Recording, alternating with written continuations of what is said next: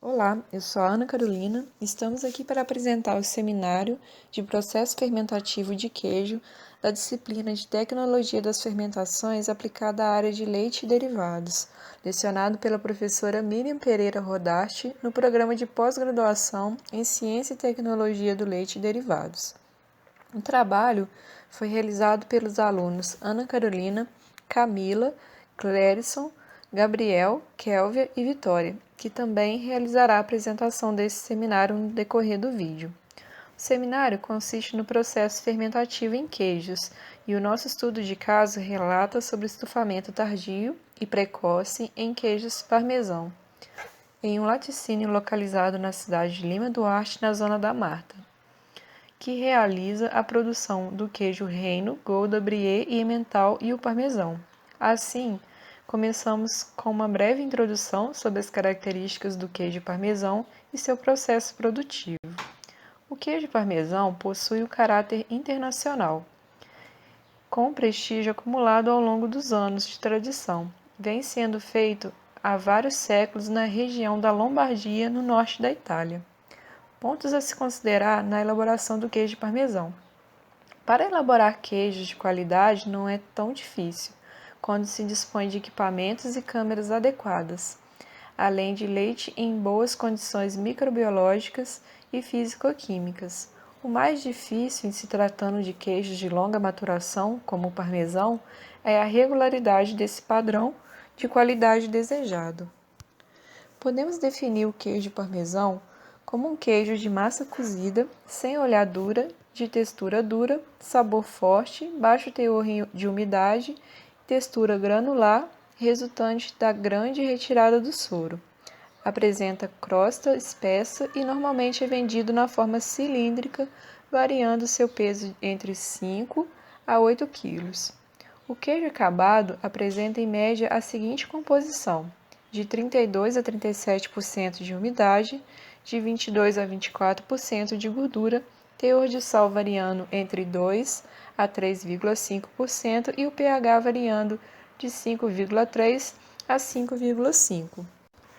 Aqui podemos ver o fluxograma das etapas de produção do queijo parmesão. Começa com a pasteurização do leite, preparo do leite para a coagulação, o tratamento da massa, a agitação e o cozimento da massa, a enformagem, a pressagem, a salga, a maturação, a embalagem até o armazenamento. Como esse trabalho vai tratar do estufamento, vamos dar mais crédito para a parte de maturação.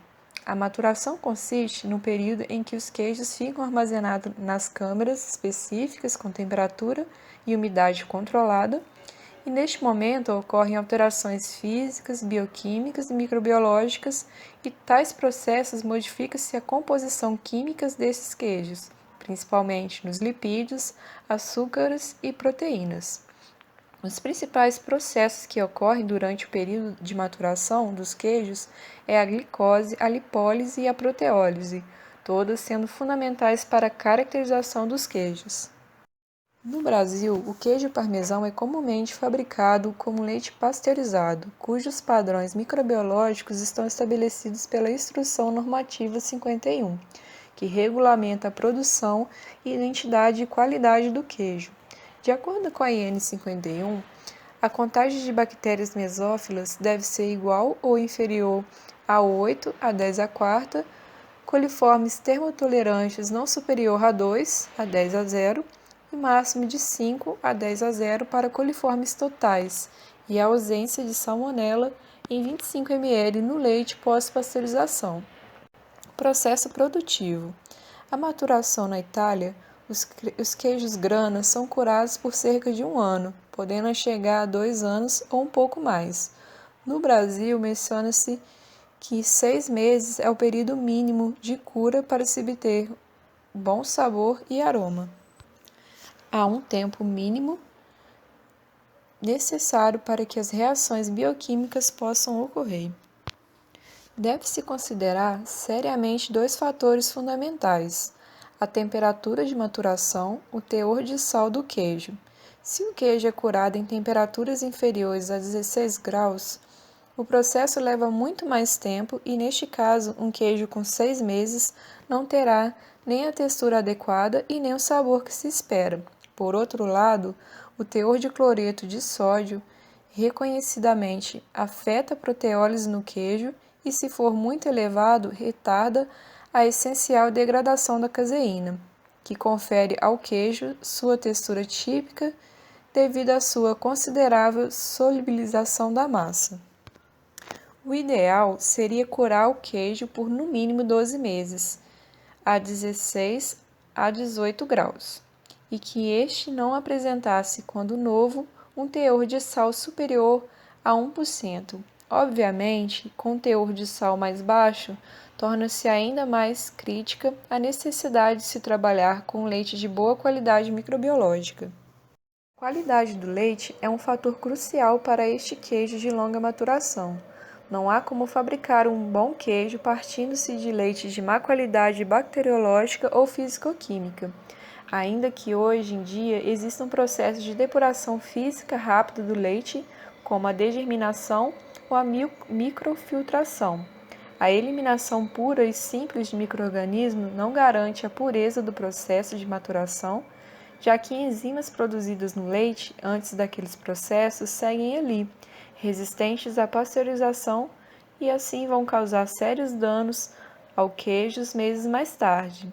É necessária a ausência ou contagens inexpressivas de bacilos esporulados gasógenos. Um dos grandes males dos queijos de longa maturação é a manifestação de bacilos esporulados que, quando germinam no queijo, produzem enormes quantidades de gás, levando ao seu estufamento. Podemos citar a bactéria do gênero Clostridium. É uma tarefa das mais difíceis selecionar um leite para o parmesão que não tenha contágios de bacilos do gênero Clostridium. Esse processo de estufamento tardio vocês vão ver com mais detalhes ao longo desse seminário. Já no estufamento precoce, há a fermentação por coliformes. Os coliformes são micro-organismos presentes no leite cru e que são destruídos pela pasteurização. Portanto, a sua presença no queijo parmesão em níveis tão elevados que possam causar estufamento precoce denota-se uma recontaminação do leite já pasteurizado. Trata-se, então, de um problema de higienização deficiente da fábrica. O estufamento precoce é um processo fermentativo indesejável das bactérias do grupo de coliformes ou de leveduras que fermentam a lactose com a produção de gás. Neste processo são formadas pequenas e numerosas oleaduras indesejáveis nos queijos, comprometendo a sua aparência e seu sabor. Mas esses assuntos, como estufamento precoce e tardio, serão melhores abordados ao longo desse seminário. Quando pensamos em produção, nós temos que considerar a estrutura e as condições para construção dessa matéria-prima.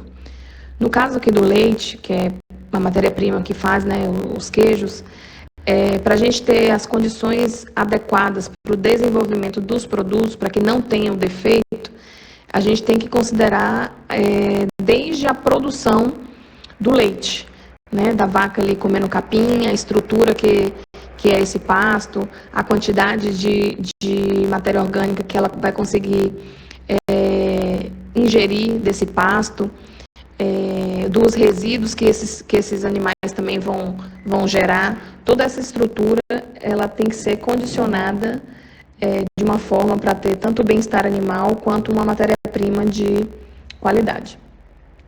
No caso do leite, que é a matéria-prima para a produção aqui dos nossos queijos, nós consideramos a ordenha, né? Os equipamentos ali de ordenha, como que esses equipamentos. A gente sabe que cada equipamento desse ele é apropriado para um tipo de raça, né? A depender da raça que você trabalha, os equipamentos eles são distintos, para dar até melhor condicionamento a esses animais, que o que também vai afetar a qualidade de leite.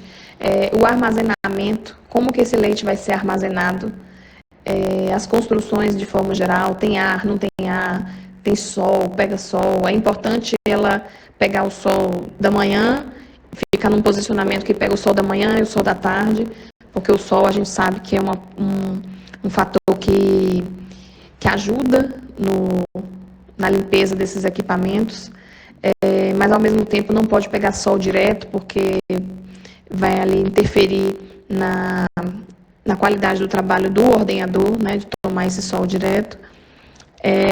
As construções elas têm que ter também ar circulante, né, para não ficar ali um sistema abafado e também não dar condição tanto para o ordenhador quanto para o animal. Os equipamentos, o peso dessa teteira, como é que essa teteira ela é colocada no animal para melhor facilitar ali a descida do leite. A limpeza e a sanitização desses equipamentos tem que ser cada ordenha, né? Cada hora que você usa a ordenha, que você usa o tanque, que retirou ali todo o leite do tanque, tem que ser todo higienizado, tudo sanitizado. A gente trabalha com a matéria-prima que ela tem bastante gordura, então tem que ter cuidado, inclusive, nos produtos que a gente usa para tirar essa gordura ali do equipamento de leite. Ter cuidado também para não deixar resíduo desses produtos nos equipamentos. Higiene pessoal, tanto do ordenhador quanto do queijeiro. Não sei, às vezes tem propriedades que a pessoa que tira o leite é a mesma que faz o queijo. Então, o ideal é até que tome banho antes de entrar na queijaria, para você não levar ali dejeto da ordenha nem dejeto, nem micro-organismos da ordenha para a queijaria. Os controles de pragas, que são essenciais também. A maioria das queijarias são em zona rural, então tem que ter todo um controle aí de praga. Qualidade de água, que é essencial. A água a gente não pode ter a ilusão que é a mesma água sempre, então o ideal é fazer no mínimo 4 análises de água por ano, nos intervalos das estações do ano, porque a gente sabe que tem essas alterações. E o tratamento de efluentes. O tratamento de efluentes, ele antes era considerado até como tratamento mesmo de um resíduo, né? E hoje a gente já sabe, com essas novas tecnologias, que muitas matérias-primas que antes era considerada resíduo, hoje pode ser matéria-prima para um outro produto, como é o caso do soro, por exemplo. Então, o primeiro passo para uma condição adequada de não desenvolvimento de um defeito ou uma condição para não desenvolver o que você não quer da qualidade final, né, do seu queijo, ela começa ali na sua matéria-prima, nos seus animais. Quando nós consideramos as condições adequadas para o desenvolvimento do defeito, a gente considera 4 elementos para que não aconteça o defeito, né? Para a gente ter ali a qualidade do produto final de excelência, que é o pH, a temperatura, a umidade e o ar. O fermento, que é uma cultura láctica, ele deve ser adicionado ao leite para a fabricação, né, dos queijos. E esse fermento, ele tem que... O objetivo dele é produzir o ácido lático, reduzir esse crescimento dos micro-organismos indesejáveis e aflorar ali os micro-organismos que a gente quer, né, que a gente deseja ali na produção do queijo, no gosto do queijo e também na sua estrutura.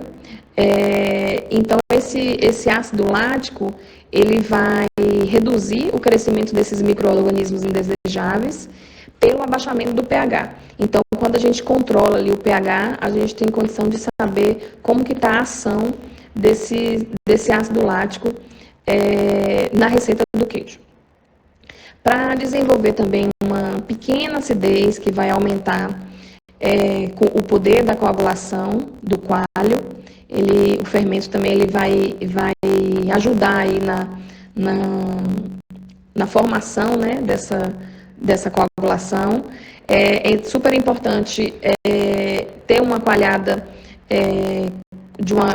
com uma característica consistente, até para formar ali o tamanho do grão, que a gente sabe que quando tem grãos diferentes, a gente vai desenvolver defeito, né, no queijo, porque a massa vai ficar de uma uniforme, então ali vai ter uma diferença ali na produção desse queijo, no desenvolvimento desse queijo.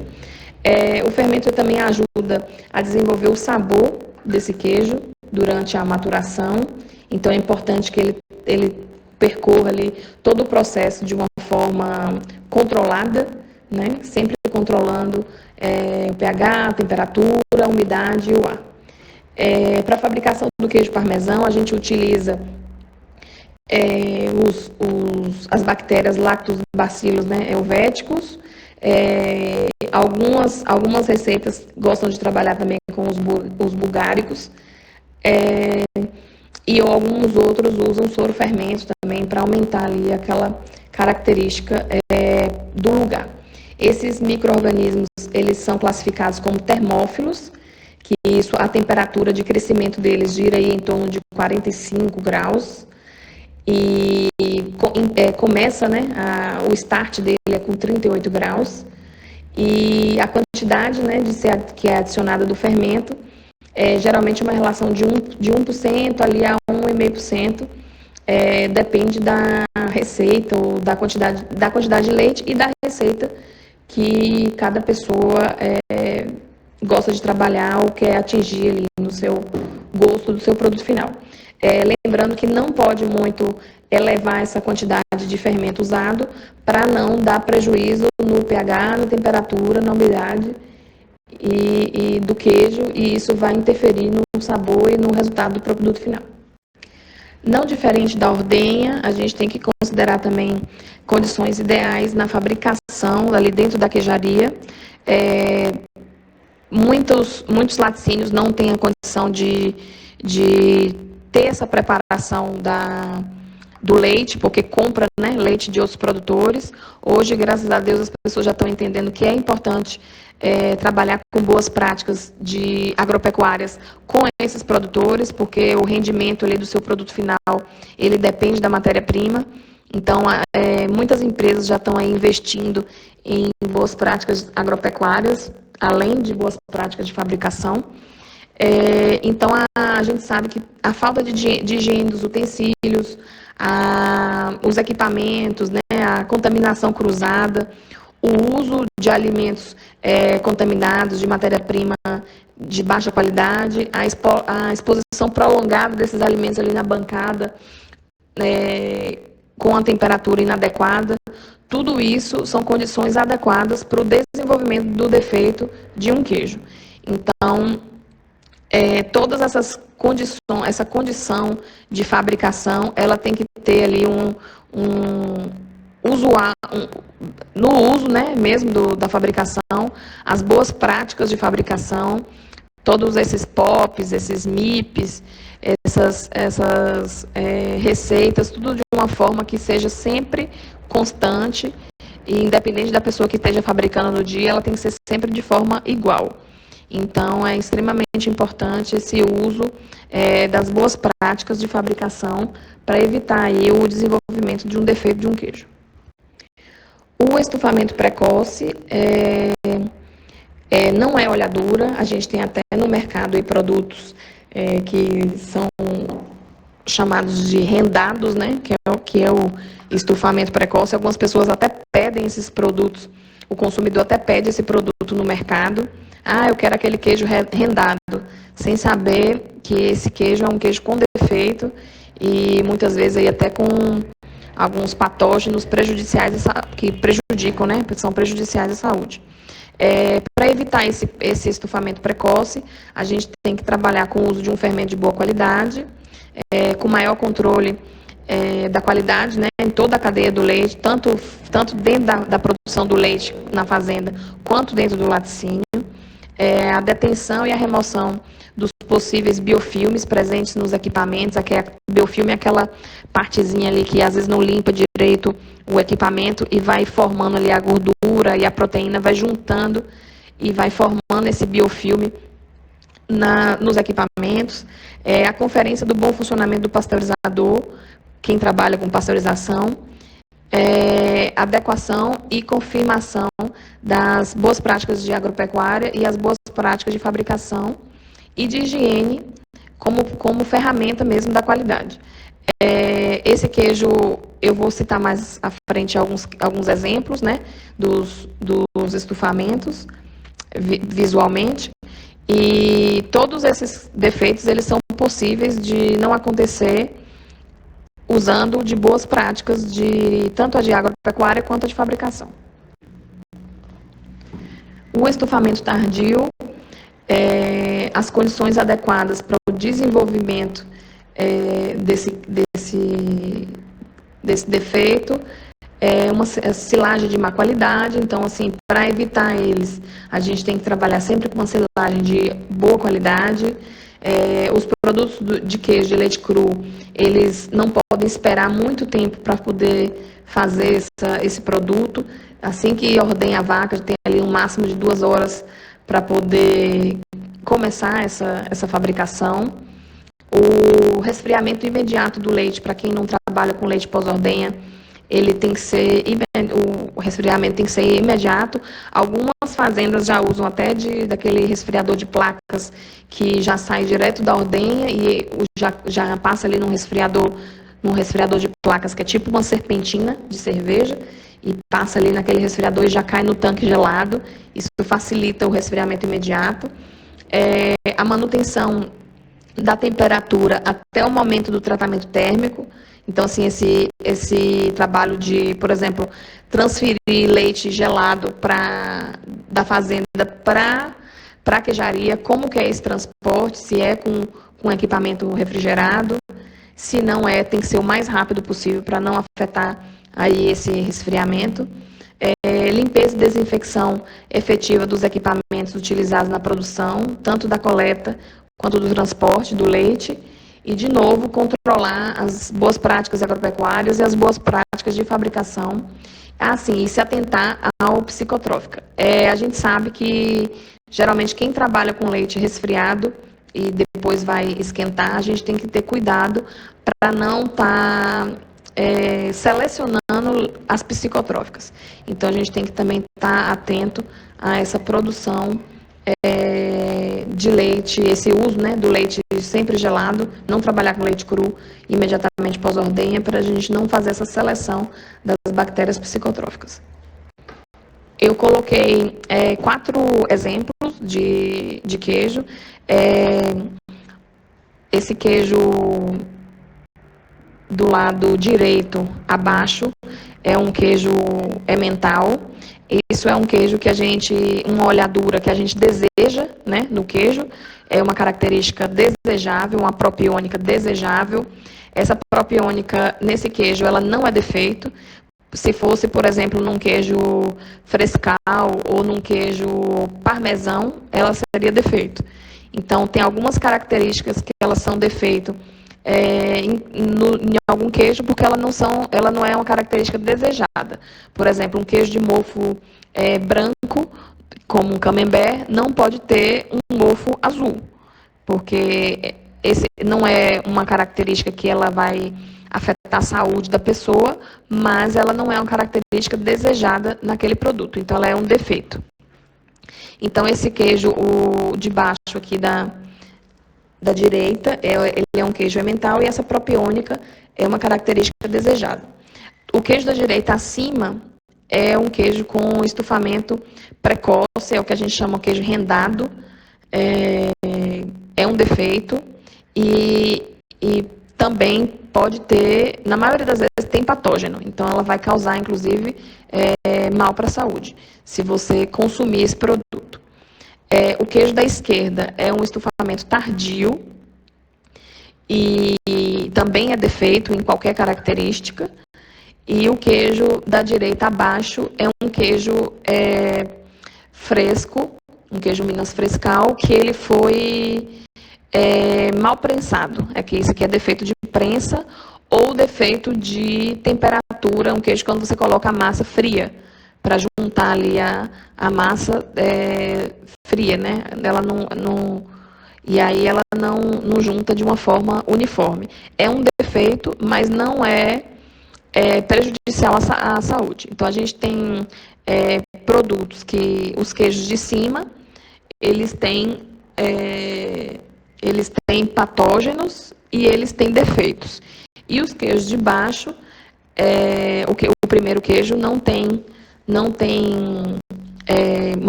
é um defeito que vai fazer mal para a saúde, mas é um defeito porque ele fica com a característica visual afetada. A fermentação lática é a base da fabricação da maioria dos queijos e tem como principal característica a utilização da lactose do leite como substrato de bactérias láticas para a produção de ácido com redução de pH e consequente aumento da sua acidez tilável. Este processo, quando bem conduzido, resulta na produção de queijos com características sensoriais espetaculares, o que permite uma boa aceitação do produto no mercado, com crescimento das vendas e consequente ganhos econômicos. Contudo, a atuação de alguns micro-organismos indesejáveis no processo fermentativo, ocasionados pela inobservância de critérios de qualidade de obtenção do leite ou de processamento, pode acarretar na obtenção de um produto muito diferente do almejado pela indústria queijeira. Dessa forma, micro-organismos contaminantes podem aparecer durante o processo de fabricação de queijos, promovendo o aparecimento do estufamento precoce, que traz diversos impactos de caráter negativos e consequentes perdas de produção e lucratividade. O estufamento precoce ocorre quando há uma grande produção de gás no interior do queijo. E este queijo, ao ser tocado pelos dedos, produz um som característico de oco, sendo então designado como inchado ou como batendo, ou um queijo que bateu. Geralmente, o defeito aparece entre a saída da prensa e a entrada na salga. Quando cortado, percebe-se no interior da massa uma textura toda rendada, cheia de olhaduras que podem ser pequenas, arredondadas, irregulares, podendo conter até bolhas na casca. O problema é causado pela presença de bactérias do grupo coliforme, como a Escherichia coli, que é de origem fecal, ou também por Enterobacter aerogenes, que geralmente é de origem não fecal. Estes micro-organismos são gram-negativos, né, mesofílicos, anaeróbicos facultativos, não esporulam, né, com crescimento em ampla faixa de temperatura, variando de 10 a 40 graus Celsius. São sensíveis ao sódio e ao pH. E ao pH reduzido, né, com elevada acidez. E são inibidos a uma baixa atividade de água. Estão comumente presentes na flora do leite cru, esses micro-organismos. Contudo, são facilmente destruídos pela pasteurização. Assim, quando o defeito aparece em um lote de fabricação de queijo, é um grande indicativo que ocorreu um desvio nos procedimentos de higiene e na segurança alimentar daquele processo de fabricação. As bactérias do grupo coliforme são difíceis de serem eliminadas da sala de ordenha ou mesmo das plantas de processamento, pois podem estar presentes na água e até na poeira, devido à sua capacidade de crescimento em locais variados. Daí a importância de se ter um bom controle microbiológico do ambiente de processamento, da qualidade da água e dos insumos utilizados para a fabricação de queijo.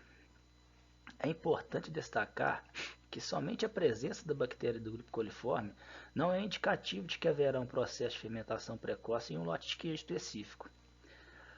Para o aparecimento do defeito, é necessário que ocorra uma contaminação acentuada durante a fabricação, o que se dá por diversas formas. O processamento de leite cru de baixa qualidade é um deles, ou mesmo após o tratamento térmico do leite. As vias que levam o micro-organismo até o tanque de fabricação de queijo são diversas, que passam desde as mãos dos colaboradores, utensílios contaminados, tanque mal higienizado, equipamentos danificados ou contendo perfurações nas paredes ou nas placas dos trocadores de calores, problemas nos processos de pasteurização por adoção de tempo e temperatura inadequadas, a mistura de leite pasteurizado com leite termizado devido à fase de operação do pasteurizador ou mesmo do próprio equipamento. São causas constantes que levam à contaminação da fabricação do queijo. Como mencionado, há um número mínimo de contagem de coliformes para que ocorra alteração na textura do queijo. A formação de gás começa a se tornar visível no queijo quando a contagem global é de aproximadamente 1 milhão de unidades formadoras de colônias por grama. Este número equivale a mais ou menos 100 a 400 unidades formadoras de colônias de bactérias do grupo coliforme por ml de leite. O tempo de geração das bactérias do grupo coliforme no leite gira em torno de 8 minutos, ou seja, a cada 8 minutos a população de micro-organismos ali presente dobra. Assim, fica fácil entender que, caso tenha condições favoráveis, estes micro-organismos conseguem chegar a contagens acima de 10 milhões de UFC por grama em pouco tempo. É importante destacar que se o número de multiplicação ainda pode ser maior caso o fermento lático não esteja em plena atividade, pois este, em plena atividade, produz ácido lático, que é um fator inibidor do crescimento de coliforme. O grupo coliforme pode fermentar diferentes açúcares, como a lactose e os monossacarídeos que a constituem, formando diversos compostos, entre eles o ácido lático, o ácido acético, etanol, o dióxido de carbono, o hidrogênio, entre outros. No geral, o processo fermentativo indesejado acontece entre a prensagem e a salga do queijo, podendo haver situações onde a formação gasógena é intensa já durante a fase de agitação e cozimento da massa, ou seja, no meio da fabricação, principalmente quando se trabalha com leite cru. Isso ocorre devido à lactose ser o substrato fermentativo que está presente em grande quantidade no leite, e este pode ser degradado tanto pelo grupo coliforme quanto pelas bactérias láticas. Normalmente, pode haver uma contagem pequena de coliforme do leite durante a fabricação de queijos. Contudo, a adição de fermento lático promove uma competição pelo substrato, onde prevalecerá a bactéria que melhor se adapte ao meio, com consequente multiplicação e aumento do seu número de indivíduos, transformando o meio a seu favor e assim eliminando a flora concorrente.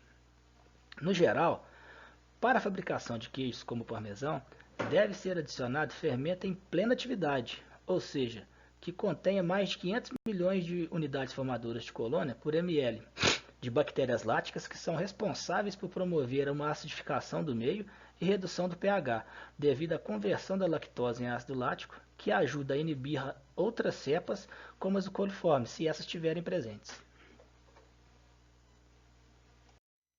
Na fabricação de queijos, após o corte da massa, ocorrem vários processos, como a agitação lenta da coalhada, seguida de dessoragens, com o objetivo de redução de volume para facilitar o processo de cocção e de ponta da massa. Neste processo, grande parte da lactose é eliminada junto ao soro, numa proporção que chega a 90%, restando somente 10% de lactose no interior da massa do queijo. Assim, considera-se que a lactose é um constituinte de existência provisória no leite, destinado à fabricação de queijos fermentados por outras bactérias láticas, pois normalmente sua degradação total e conversão em outros compostos ocorrem nas primeiras 24 horas de processamento.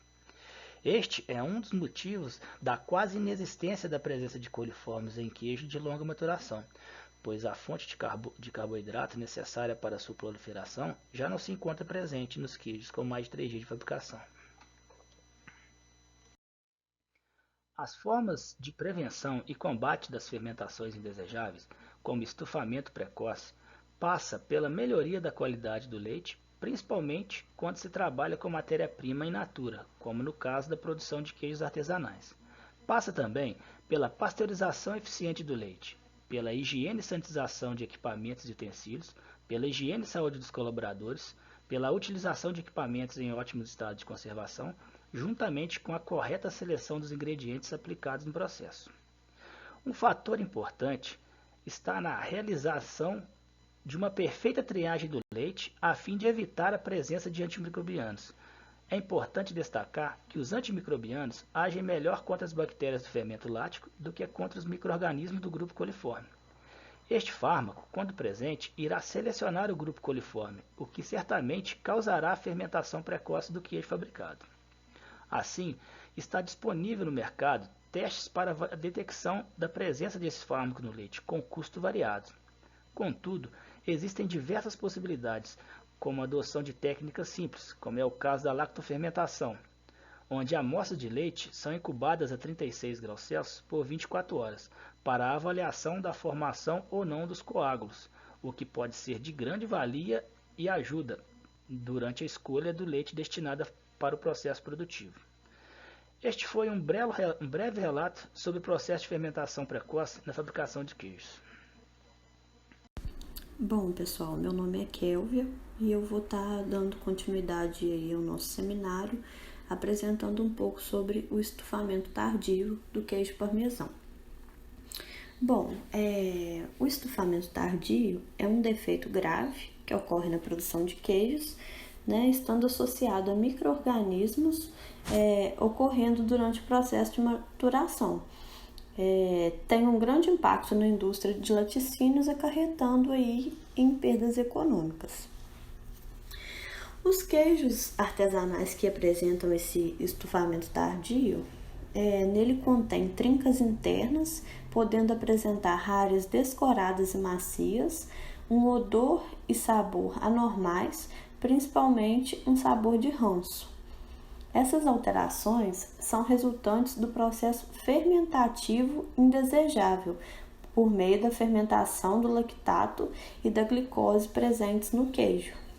No caso, por bactérias do gênero Clostridium, que tem como principal causador o Clostridium tibobutírico e menos intensamente esses outros 3 citados aqui no slide, os quais eles contribuem menos frequentemente, mas também aí são responsáveis pela produção de gás em queijos. Bom, aqui nesta imagem a gente tem um queijo parmesão com 60 dias de maturação, né, apresentando essas olhaduras.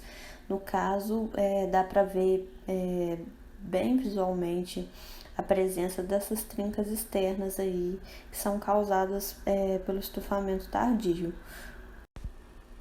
A partir do lactato aí, são formados os compostos, o ácido butírico, o ácido acético, o dióxido de carbono e o hidrogênio. Enquanto da glicose são formados o ácido acético, o ácido butírico, também o etanol, o butanol, a acetona, o dióxido de carbono e o hidrogênio. Lembrando aí que esse defeito, né, o estufamento tardio, demora um pouco para se manifestar, principalmente em relação ao estufamento precoce. Ou seja, ele manifesta num período de aproximadamente 10 dias, podendo acontecer em até 8 semanas após a fabricação do queijo.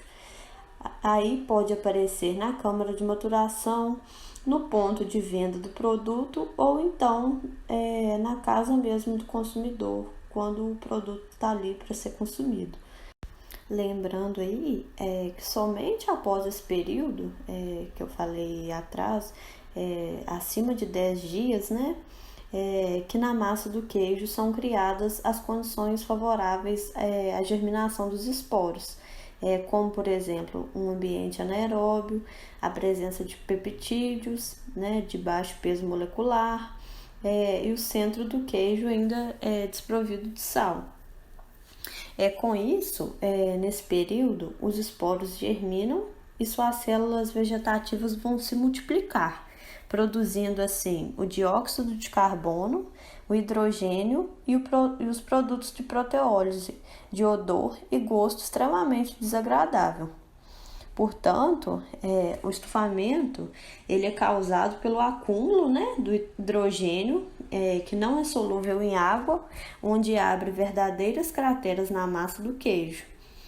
Com isso, a gente tem até aí alguns autores que falam que esse defeito ele não se torna perceptível até depois de alguns meses de maturação, que é o que distingue do gás formado pelos coliformes, que ocorre dentro de um prazo aí de cerca de 1 a 3 dias de fabricação.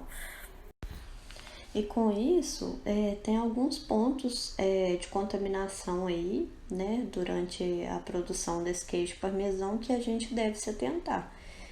Como, por exemplo, o uso do fermento lácteo, sem estar, né, em plena atividade.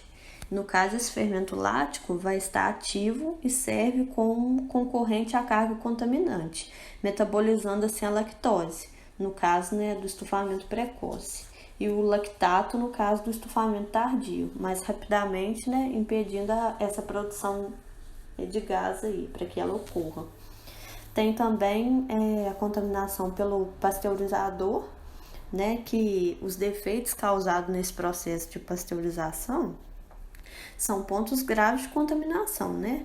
Desde a presença de microfuros no pasteurizador, ocasionando assim a recontaminação do leite, bem como as falhas no controle de temperatura, não havendo a destruição da carga microbiana necessária. Tem também as contaminações pelas tubulações e conexões, né? Onde a não higienização correta e periódica, né, desses itens pode se tornar um grave problema. Mesmo, por exemplo, em casos onde o sistema é fechado, é aconselhado que o circuito seja desmontado periodicamente, para que não ocorra essa contaminação. Tem também a questão dos tanques de fabricação, né, onde é necessária fazer uma limpeza e desinfecção correta deles, além, né, da constante verificação da presença de furos, que pode se tornar importantes focos de contaminação. Tem também a contaminação vinda dos utensílios, né? Quando há a certeza de que a pasteurização está sendo corretamente conduzida e que não há problemas em tanques de tubulações, os utensílios de fabricação são os principais responsáveis por essa recontaminação aí, quando eles não estão bem limpos, né, e sanitizados.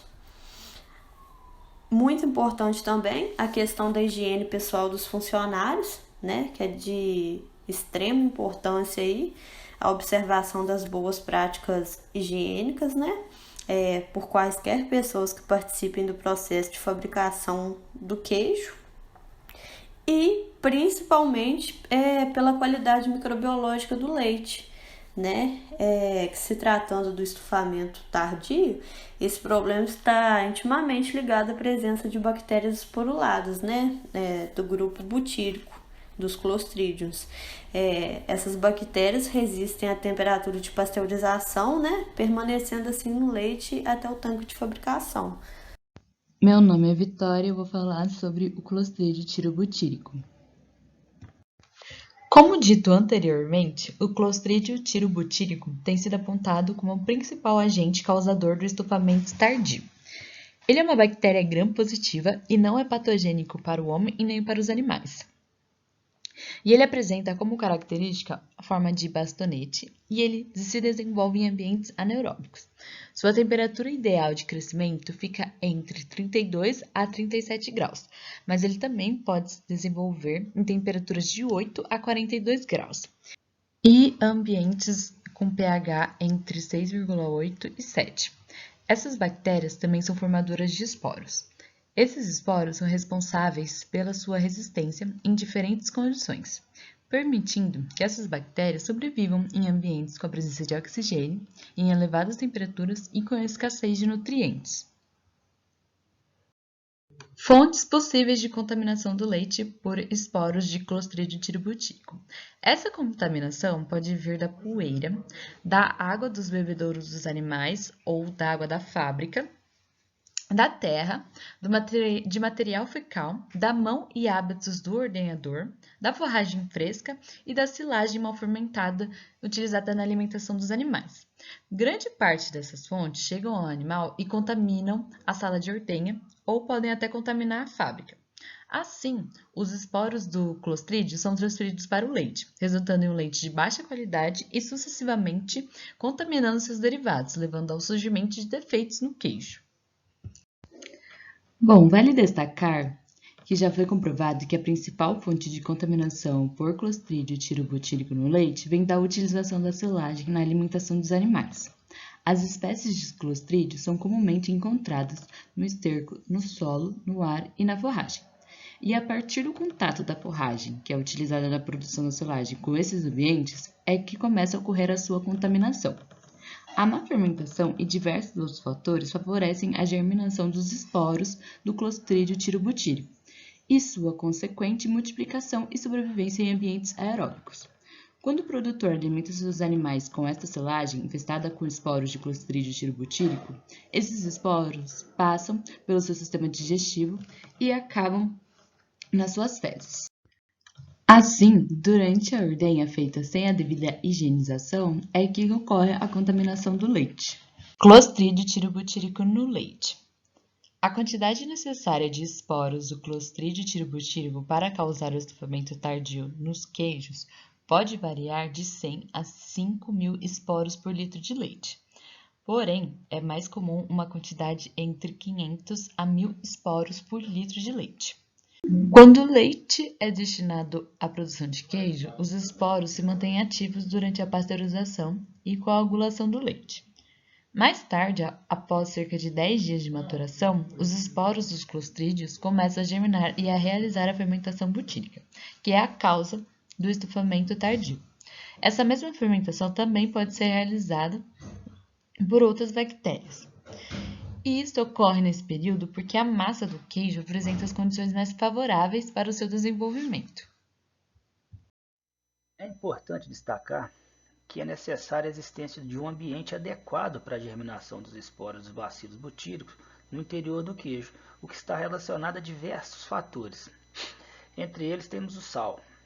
O sal é um inibidor de Clostridium quando presente em concentrações acima de 3% em relação ao extrato seco total do queijo. Contudo, a distribuição do sal no queijo se dá de forma lenta e gradual da periferia do queijo para o centro do queijo. No geral, percebe-se uma maior concentração de sal na região da casca. Assim, ocorre pouca formação de óleos nessa região, né? E uma maior produção de gases no meio do queijo, local onde o sal demora a chegar. Quanto maior foi a peça de queijo, mais lenta é a difusão do sal. E por mais tempo o interior do queijo vai permanecer em condições favoráveis ao desenvolvimento da fermentação butírica. Assim a gente consegue ver aqui nessa foto a presença de poucos óleos nas cascas e vários óleos no interior do queijo, com grande formação de um buraco, realmente um buraco no interior do queijo. Assim, é importante destacar que teores de umidade acima de 39%, alta atividade de água, pH acima de 5,15, 5,20, temperatura de maturação acima de 9 graus Celsius e presença de elementos estimulantes como o amoníaco e o ácido acético são fatores importantes e predisponentes para a ocorrência da fermentação butírica. Um fator importante que deve ser destacado é a capacidade que as células vegetativas de algumas espécies de Clostridium têm de esporular ao passarem por um estresse térmico. Assim, quando um leite de baixa qualidade microbiológica, que vai ser destinado à fabricação de um queijo de longa maturação, é tratado termicamente pelo sistema de pasteurização lenta, aquele em que o leite é aquecido 65 graus Celsius por 30 minutos, pode ocorrer o maior desenvolvimento de esporos nesse leite, o que vai ser determinante para o sucesso da fabricação desse lote. Esse sistema ainda é bastante empregado em algumas fábricas de queijo. São 3 as principais cepas de Clostridium mais comuns que produzem estufamento tardio em queijo de massa dura e de longa maturação. O primeiro deles é o Clostridium tirobutírico. Este Clostridium ele tem como característica a não utilização diretamente da lactose. Ele precisa que essa lactose seja convertida em lactato de cálcio primeiro. A partir do momento que o queijo está dominado pela formação de lactato de cálcio, esse Clostridium, quando presente, utiliza do lactato de cálcio para a formação de gases como CO2 e hidrogênio, ocorrendo estufamento no queijo. O Clostridium butírico é a segunda classe de Clostridium muito presente no estufamento tardio. Este é menos virulento em relação ao tirobutírico, e é mais sensível à ação do sal e à do pH. Porém, mesmo assim, é um bom formador de gases, que também causa bastante problema de estufamento tardio. É um grande responsável pelo estufamento tardio. A terceira espécie é a Clostridium sporogenes. Este é capaz de fermentar monossacarídeos como a glicose e galactose. também formando muito gás, porém com agravante de ser bastante proteolítico, degradando a matriz caseínica com liberação de aminoácidos sulfurados e produção de odores pútridos intensos, com alteração da coloração do queijo e formação de um sabor rançoso bastante característico. Os queijos com fermentação butírica frequentemente apresentam algumas características típicas que podem ser vistas a olho nu. A forma do queijo é a primeira delas. Quando ocorre uma grande fermentação do queijo, este apresenta-se inchado, com um abalamento extremo, evidenciando a formação de gás no seu interior, que pode ser confirmado pelo torcar dos dedos na superfície do queijo, que apresentará um som oco característico, demonstrando a existência de gás no interior do queijo. Estes queijos, ao serem partidos ao meio, apresentam uma textura variada, com aspecto que oscila desde a presença de grandes crateras rodeadas por trincas, ou até mesmo com a presença de olhaduras irregulares sem formas definidas e rugosas, ou ainda pode ser observadas olhaduras idênticas à de uma fermentação propiônica tradicional, redondas e lisas. Pode apresentar odores variados, partindo do odor típico de queijo curado acentuado, ou mesmo um rãsto desagradável e pútrido. E o sabor é forte, meio rãsto, mas que também pode ser adocicado, mas no geral não é praticável a sua degustação. Todos esses aspectos são dependentes do grau inicial de contaminação, que pode ser leve ou extremo. É uma condicionante para a existência da fermentação butírica no queijo a conversão primária da lactose presente no leite em ácido lático pelas bactérias do fermento lático durante o decorrer dos primeiros dias de fabricação. O ácido lático, após formado, é degradado preferencialmente em ácido butírico, dióxido de carbono e hidrogênio pelas bactérias do gênero Clostridium presentes no queijo durante o processo de maturação. Alguns estudos demonstram que as bactérias da fermentação butírica podem produzir a partir de 180 gramas de ácido lático, 88 gramas de ácido butírico, 44,8 litros de dióxido de carbono e mais 44,8 litros de hidrogênio. E o surgimento do defeito está ligado ao quantitativo de ácido lático disponível para a fermentação, às condições de pH do queijo, ao teor de umidade desse queijo, a atividade de água do queijo, a temperatura de maturação e principalmente a concentração de micro-organismo contaminante presente. O ácido butírico é o principal composto responsável pela formação de sabor desagradável no queijo, mesmo que em pequenas quantidades. Contudo, valores acima de 500 mg de ácido butírico por quilo de queijo pode inviabilizar o seu consumo.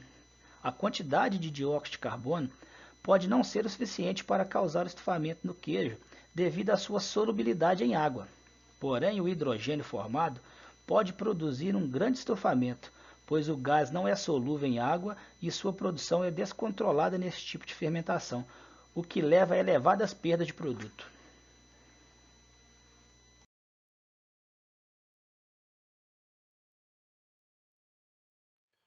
A partir de agora, nós vamos comentar e enumerar sobre as alternativas que nós temos para combater o estufamento tardio nos queijos duros, como o queijo parmesão. A primeira alternativa é a degerminação do leite, que consiste em eliminar os esporos de Clostridium através da centrifugação. Como podemos observar na imagem abaixo, a centrífuga é composta por uma série de pratos que promovem a separação das partículas à medida que ocorre a rotação do sistema. O princípio consiste em separar as fases de acordo com a densidade das partículas. A fase mais leve, que nesse caso é o leite, direciona-se para o centro dos pratos, enquanto a fase mais pesada, os esporos, caminha para a extremidade, podendo ser coletado e descartado. Esse processo apresenta uma alta eficiência na remoção dos esporos, podendo eliminar até 98% da carga inicial. Porém, a grande desvantagem é o alto custo de instalação e manutenção do equipamento, além da perda da matéria-prima nos descartes periódicos que a centrífuga realiza durante a operação. Agora nós vamos comentar sobre uma outra alternativa muito utilizada pelas indústrias para combater o estufamento tardio. Essa alternativa é a adição de lisozima, uma proteína globular com 129 aminoácidos. A gente pode observar na foto ao lado a estrutura dessa enzima. Ela foi descrita em 1965 a partir de estudos da clara do ovo. A lisozima atua especificamente em bactérias gram-positivas, como o Clostridium tirobutírico, destruindo a parede celular desse micro-organismo. O mecanismo de atuação consiste em hidrolisar o peptidoglicano, que é o principal componente dessa parede celular. A hidrólise ocorre na ligação glicosídica entre o ácido N-acetilmurâmico e a N-acetilglucosamina, como nós podemos observar na imagem abaixo. É importante ressaltar que essa enzima não atua em bactérias gram-negativas, pois ela não interage com a camada de lipopolissacarídeo que fica externa à camada de peptidoglicano. Então essa camada funciona como uma barreira, como uma proteção ao ataque da enzima. Em relação à eficácia da lisozima, nós podemos citar que ela possui uma boa eficácia, podendo reduzir até 2 ciclos logarítmicos na contagem de Clostridium. Porém, temos que ficar atento à quantidade permitida de utilização dessa enzima. Não podemos utilizar quantidades superiores a 25 mg por litro de leite. Uma outra vantagem de utilizar a lisozima é que ela possui a classificação GRAS, ou seja, ela é geralmente reconhecida como segura pelo FDA, a agência reguladora americana. Uma terceira alternativa ao combate do estufamento tardio é a adição de nisina no processo. A nisina é uma bacteriocina produzida por cepas de Lactococcus lactis subespécie lactis. Nada mais do que um peptídeo que conta com 34 aminoácidos na sua composição. Assim como a lisozima, a nisina é bastante efetiva contra bactérias gram-positivas e ela possui um modo de ação duplo, no qual ela atua sobre os lipídios aniônicos presentes na membrana da célula. Uma dessas ações é interromper o transporte de subunidades de peptidoglicano, que é realizado por esses lipídios.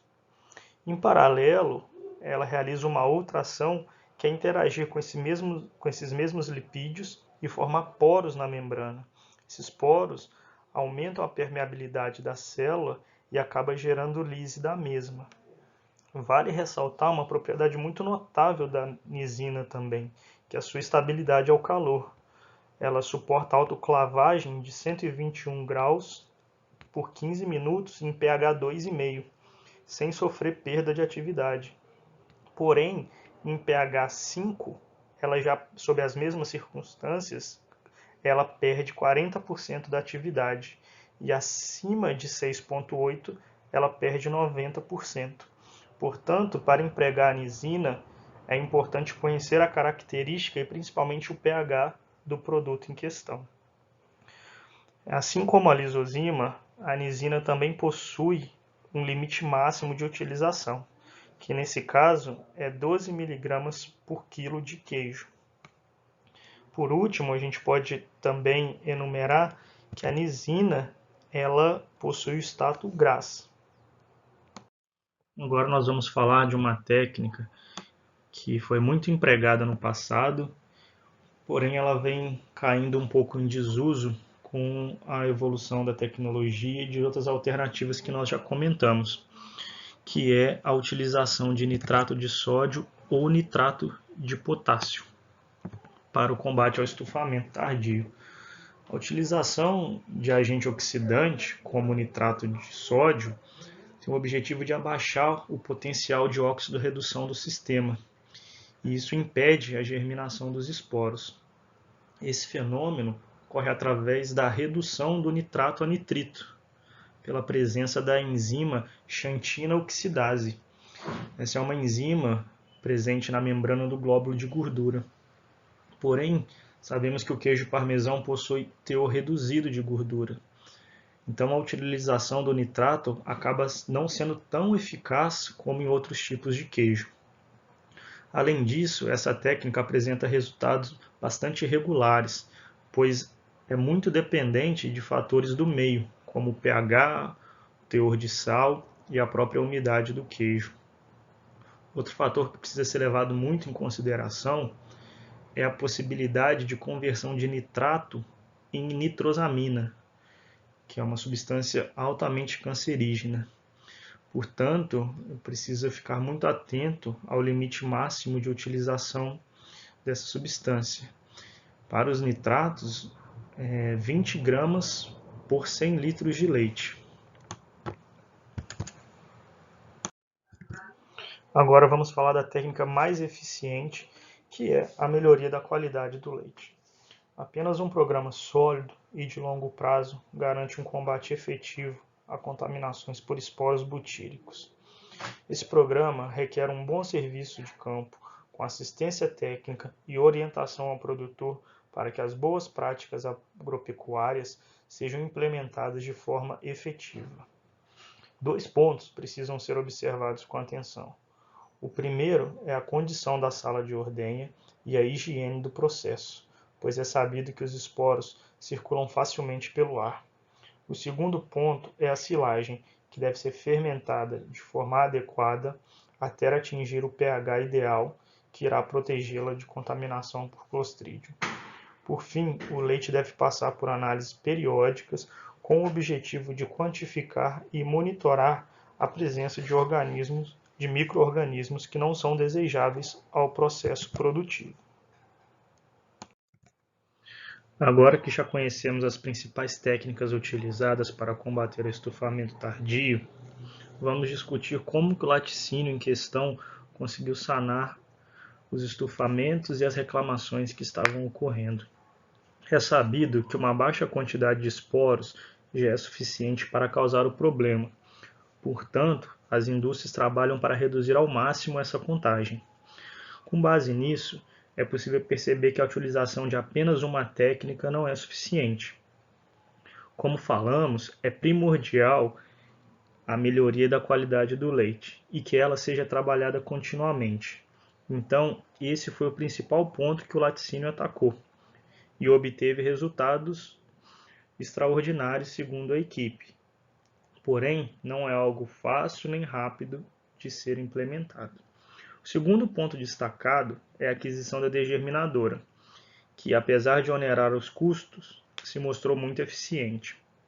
Por fim, a utilização de lisozima e nitratos complementa o arsenal no combate ao estufamento tardio. Considerações finais. Com este seminário, conseguimos analisar um estudo de caso que ocorreu em um laticínio na cidade de Lima Duarte, Minas Gerais, que apresentou problemas na fabricação de queijo parmesão. Mostramos os cuidados necessários para evitar e controlar esses defeitos.